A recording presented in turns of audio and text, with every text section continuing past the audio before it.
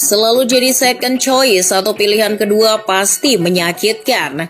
Karena dengan begitu kalian cuma jadi cadangan apabila sang pilihan pertama tak berjalan dengan baik.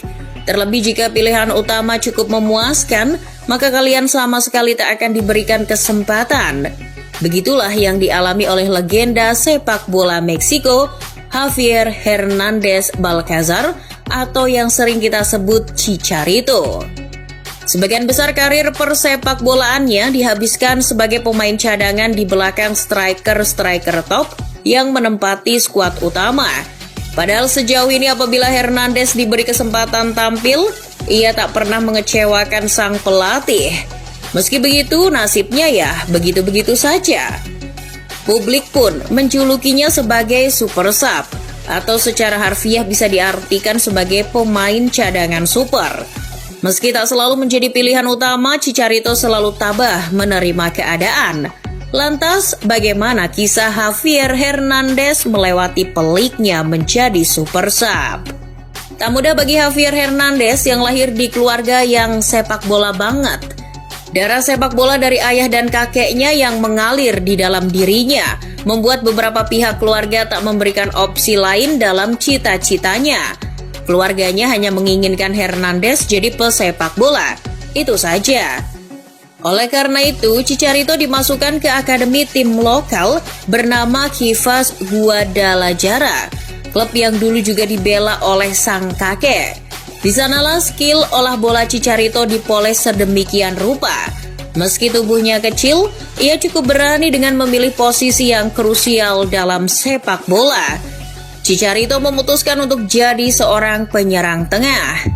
Setelah 5 tahun di Chivas, bakat Chicharito mulai tercium oleh beberapa klub Amerika Latin dan Eropa, tak terkecuali Manchester United. Alhasil pada tahun 2010 ia mencatatkan sejarah. Javier Hernández jadi pemain Meksiko pertama yang menandatangani kontrak profesional dengan Setan Merah. Javier Hernández pun menginjakan kaki di kota Manchester dengan status bukan siapa-siapa. Ia hanya pemuda desa yang datang dari klub lokal Meksiko. Manchester United bahkan merupakan klub Eropa pertama baginya. Bahasa yang digunakan pun sudah jauh berbeda dengan Meksiko. Itu awalnya menyulitkan, tapi Chicharito cepat belajar. Saat ia datang, kondisi skuad Manchester United sudah lengkap. Tanpa tambahan pemain di lini depan pun, Setan Merah sudah cukup beringas di Liga Inggris. Bagaimana tidak, lini depan United berisikan pemain-pemain macam Dimitar Berbatov, Wayne Rooney, Luis Nani, hingga legenda Real Madrid Michael Owen yang kala itu dianugerahi nomor punggung 7. Sebagai pemuda 22 tahun yang baru datang ke kota orang, Chicharito sadar untuk menembus skuad utama pasti tak akan mudah. Tanpa perlu dikasih tahu, ia sudah mengerti kalau dirinya pasti akan menjadi pilihan kedua atau bahkan pilihan ketiga.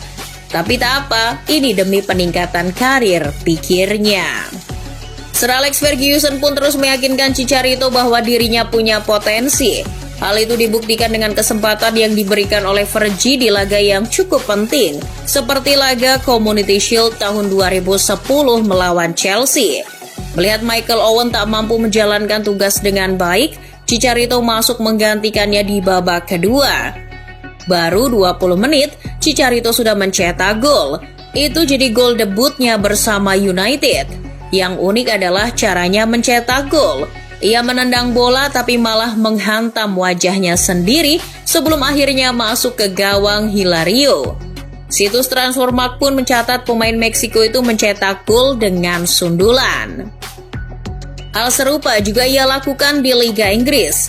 Menjalani hampir semua pertandingan melalui bangku cadangan, aksi-aksi cerdik selalu disajikan oleh Chicharito. Badannya yang kecil justru menguntungkannya dalam menyelinap di sela-sela pemain bertahan lawan. The Little P selalu bisa diandalkan jika Fergie membutuhkan game changer di menit-menit akhir.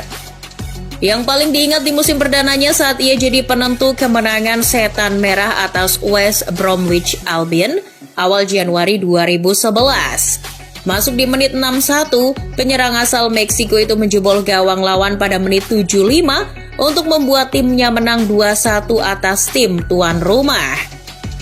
Selama musim 2010-2011, Chicharito mencetak setidaknya 8 gol ketika bermain dari bangku cadangan. Berkat catatannya itu, Chicharito langsung disejajarkan dengan legenda United, Ole Gunnar Solskjaer, yang juga dikenal kerap mencetak gol dari bangku cadangan. Sejak musim itu, Chicharito pun dijuluki sebagai super sub baru Manchester United. Selama membela Manchester United, akhirnya Javier Hernandez dikenang sebagai sosok pembeda saat Manchester United mengalami kebuntuan. Meski kebanyakan bermain tak lebih dari 45 menit, tapi penyerang murah senyum itu mampu mengubah hasil akhir pertandingan. Di era Fergie, tak ada pemain cadangan yang lebih penting darinya. Chicharito bak senjata rahasia Manchester United kala itu. Ketika pertandingan berjalan monoton dan United memerlukan sentuhan yang berbeda, disitulah waktu yang tepat bagi Chicharito untuk bersinar. Lawan patut cemas ketika melihat Chicharito bersiap di pinggir lapangan. Meski demikian, tidak sedikit orang yang menganggap kalau pengaruh Chicharito di atas lapangan tidak begitu besar. Ia cuma berkeliaran di kotak penalti dan mencari ruang untuk mencetak gol. Melihat caranya mencetak gol cenderung tap in atau hanya memanfaatkan kesalahan lawan, gol-gol yang dicetaknya pun dianggap sebagai kebetulan belaka. Anggapan itu kian terasa kala Sir Alex Ferguson pergi pada tahun 2013. Kepergiannya membuat jasa Chicharito kian tak dihargai. Pelatih-pelatih setelah Fergie lebih gemar menggunakan Robin van Persie dan Wayne Rooney di lini depan. Chicharito hanya dijadikan pelengkap tim untuk jaga-jaga apabila kedua striker tersebut cedera. Karena hanya Fergie lah yang tahu kapan waktu yang tepat untuk memainkan Chicharito. Artinya, tak ada Fergie time, tak ada lagi Chicharito. Maka dari itu, pemain asal Meksiko tersebut mengambil opsi pinjaman ke Real Madrid pada tahun 2015 dengan harapan menit bermain yang lebih baik.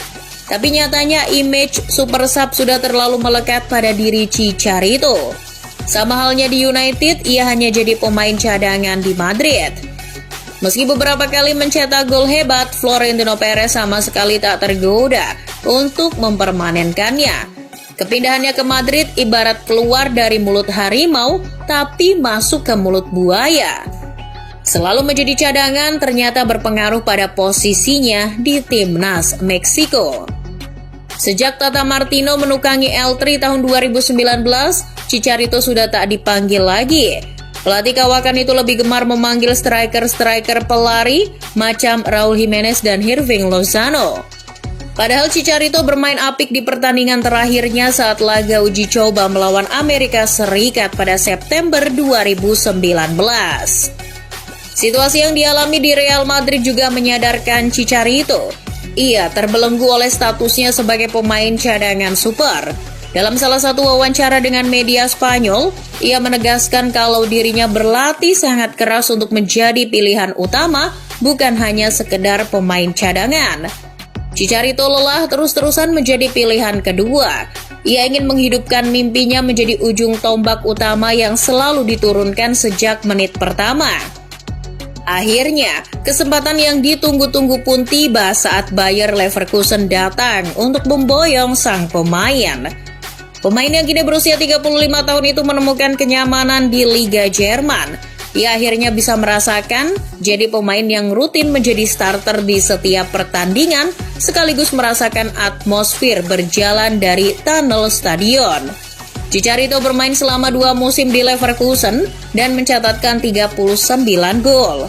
Kini, Javier Hernandez hidup nyaman di Amerika Serikat.